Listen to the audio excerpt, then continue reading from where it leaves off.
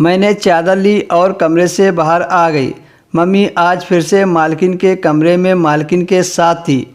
मेरा आज काम करने का बिल्कुल भी मन नहीं कर रहा था।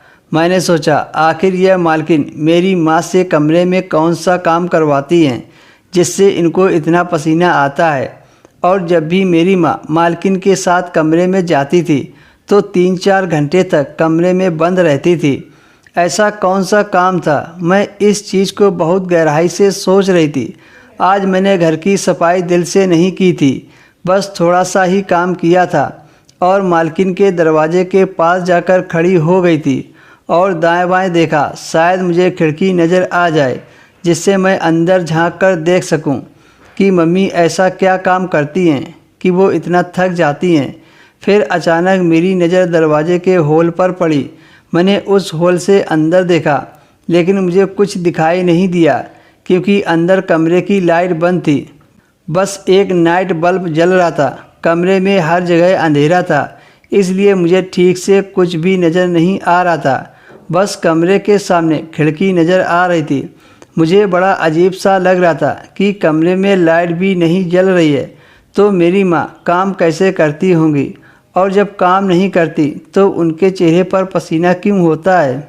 मैं कई बार मम्मी से पूछ चुकी थी कि मालकिन अपने कमरे में ले जाकर क्या काम करवाती हैं, लेकिन मेरी माँ हर बात को टाल देती थी। पर अब मैंने ठान लिया था कि हर हाल में पता लगाकर रहूँगी। मैं अभी भी उसी हॉल से देख रही थी कि तभी मुझे लगा कि जैसे मेरे पीछे कोई खड़ा है।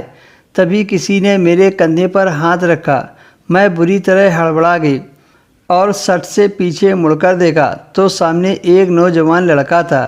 वह मुझे ही घूर रहा था। मैं बुरी तरह डर गई कि ये लड़का कौन है। मुझे यहाँ पर काम करते हुए 1 महीना हो चुका था, लेकिन अब तक मैंने किसी नौजवान को यहाँ आते जाते नहीं देखा था।